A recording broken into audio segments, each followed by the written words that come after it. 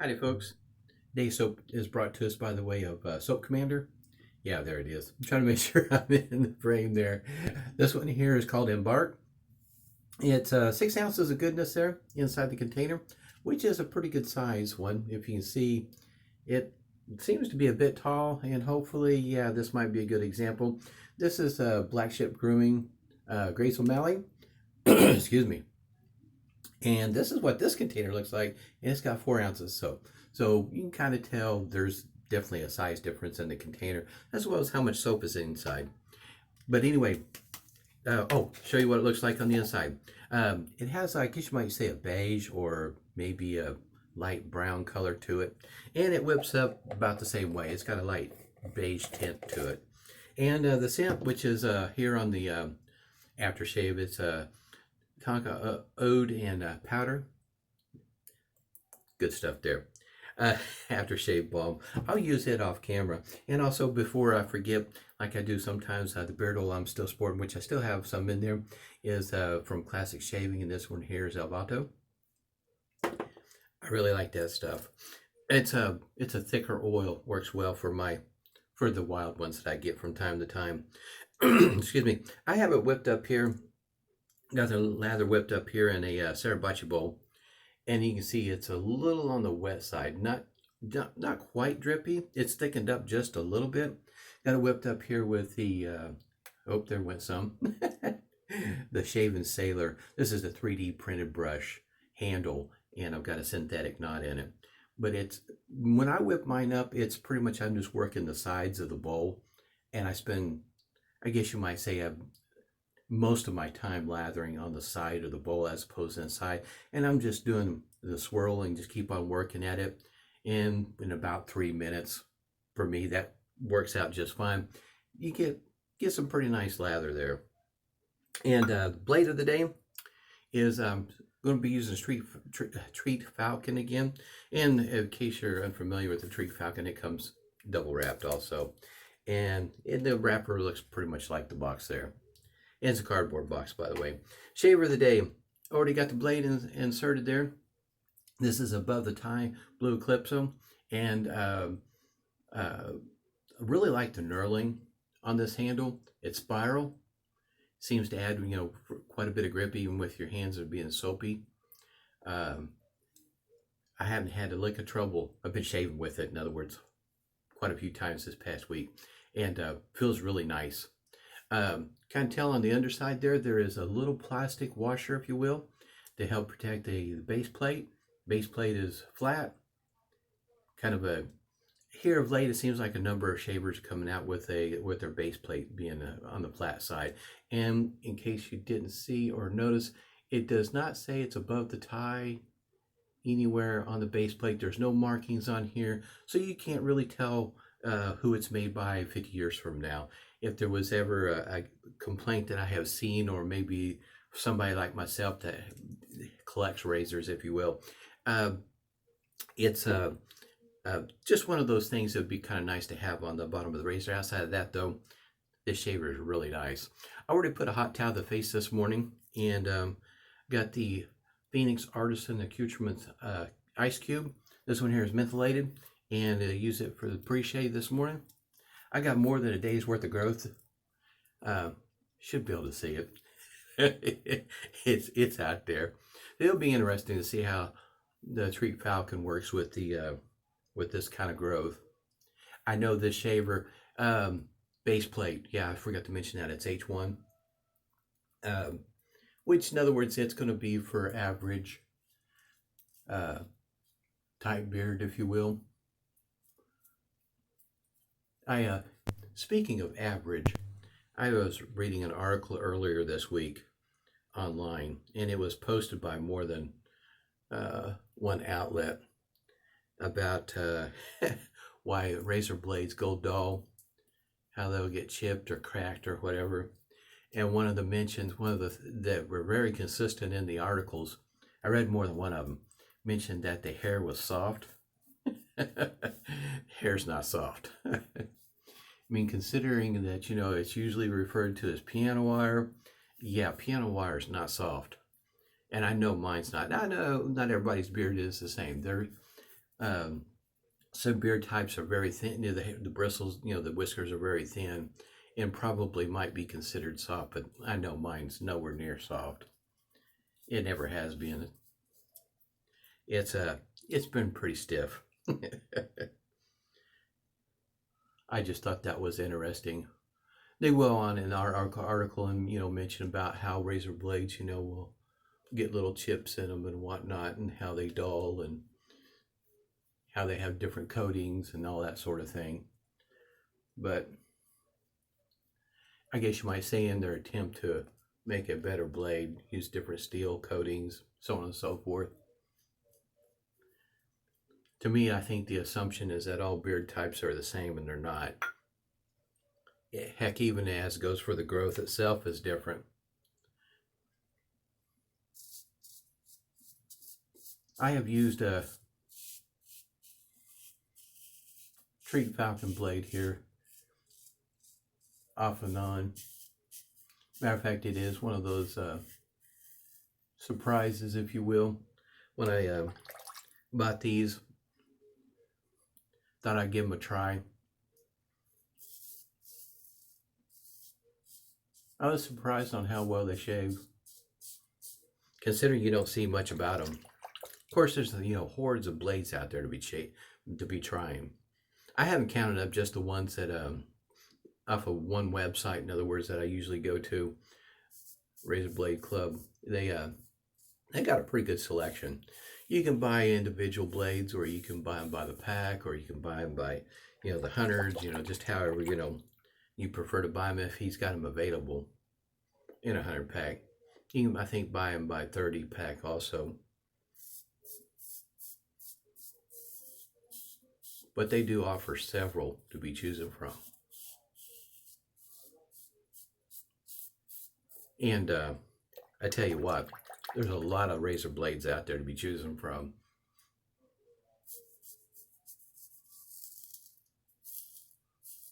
And I have to say, he's reasonably priced, in my opinion. I mean, as it goes for, I guess you might say, the everyday price. Every once in a while, Italian Barber will have a sale on 100 packs or 200. And you get some pretty good deals that way too. But as it goes for just an everyday price, go to one particular website to order your double-edged safety razor blades. You shop around in those kind of places, and you'll find one that'll be like this one here, that pretty consistent about having reasonable prices on the razor blades. Now, there's going to be some, of course, they're going to be more expensive, and you'll want to shop around on those. In other words, feather blades will be one of them. If you're hunting for Paul Silver, good luck with that one. Stuff like that. There's some blades will be a little bit more difficult to find than others, especially at a decent price. I still got some water left here in my brush. Try to whip it up fairly wet. A wet lather works better for me. I have whipped up some that are thicker here recently. It's it's okay. It's just not my preferred lather. In other words, this may not look like much coverage on the face, but as it goes for slickness and glide, oh yeah, it's great. In other words, this is a what some may consider a straight razor or a shavette type lather, but this lather works well for me. And you definitely want to whip up the lather that works for you. Not that it looks good, but what works for you. Because this may not work for you. You might prefer something a little bit more fluffy. And you can definitely whip it up. I just prefer something that's wet. If you ever seen in one of Anthony's videos where he's talking about the lather, the consistency of it, and basically just dripping right off the straight razor. To me, if you get something pretty close to that, your shave you'll notice it during the shave. This is a very smooth shaver for me, even with this kind of base plate. And this blade is working really well.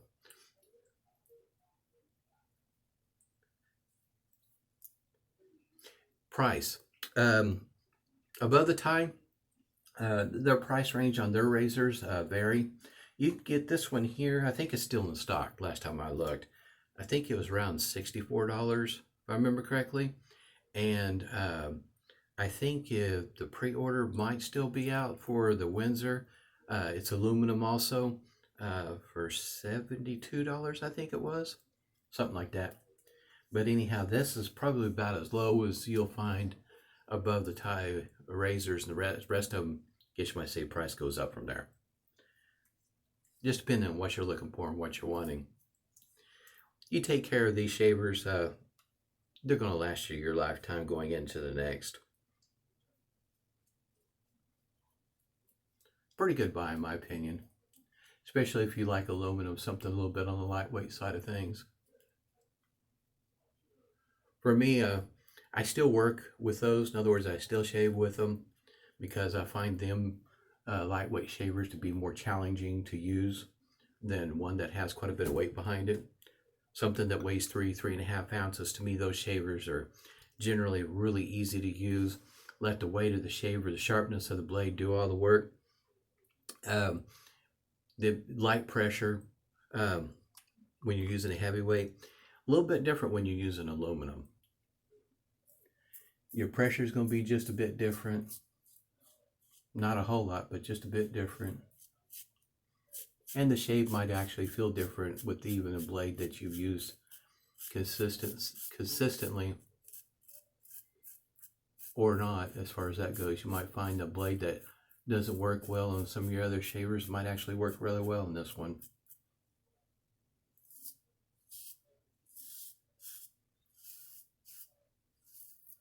It is a lot of fun to use though, because this handle's got such grip. I like the spiral knurling on it.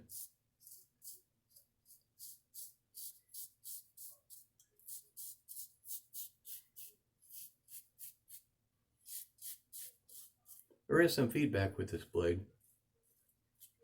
My next shave is going to be with the Merkur Future. I tell you what, for an adjustable though, I know when the first time I used it, I was kind of surprised on the settings and how aggressive things felt to me, especially compared to the Progress. A little bit different on the settings. So in other words, a 3 on a Progress is not the same thing as a 3 on a Future, in my opinion. At least that's been my experience. Very smooth this morning. Had no trouble taking down more than a day's worth of growth. Last time I shaved was, Friday. I didn't shave yesterday. I wanted to give this a pretty good chance to see how it works with more than a day's worth of growth. It didn't have any trouble taking it down. And it seems as it goes for the pass-through. In other words, the channels are plenty big enough for me, the way my style of shaving, to pass through without clogging up. You can go quite a ways, several strokes. In other words, you're going to have to rinse it off. Is going to be it. It's not going to clog up on you. At least that's been my experience with it. I've been shaving with it all week. It's been having a lot of fun with it. Crown King alum block here with the rubber band. I still end up with some stinging, and it's not, like I mentioned before in some other videos, it's not wholesale. In other words, one large area. It's usually little pinpoint places here and there.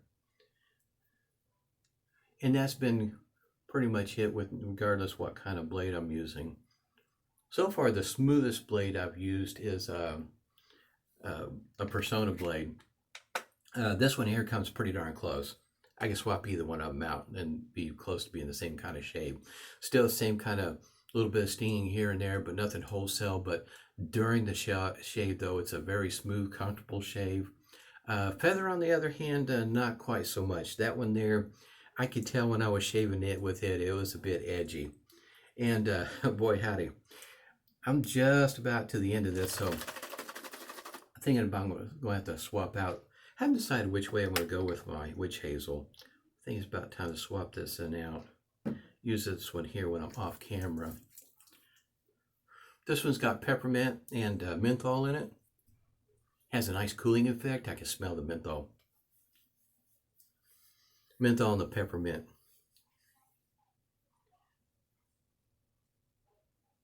Feels really nice on the face. It's not over the top. It's nothing to make your eyes water or you have to squint or anything like that. I guess you might say I got lucky and stopped at the right point in getting the right amount of peppermint and menthol. There's more peppermint in here than menthol, but every once in a while my nose can pick up that menthol just every so often.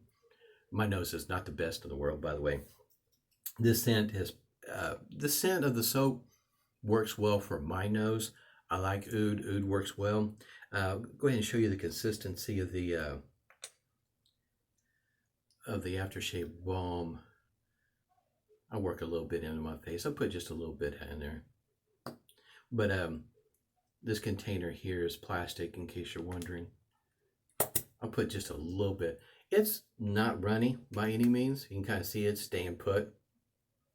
Not really moving much at all. As it goes for aftershave balms, it really depends on the individual, what kind you like. If you like something a little bit more runny, you can kind of tell there's just that little bit that I put on my hand on how far it will go. It went quite a ways, just that little bit. This smells great. This aftershave balm is probably going to last a good long while. This is a, I think I do pick up the powder. Just a hint of the powder, just a hint. And I do pick up the oud more than anything else, but the powder, the scent is just, it's just, you know, I guess you might say on the back side of things.